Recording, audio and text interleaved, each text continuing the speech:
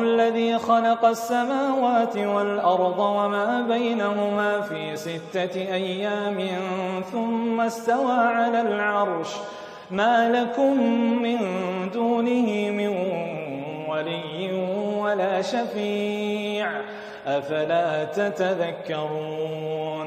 يدبر الأمر من السماء إلى الأرض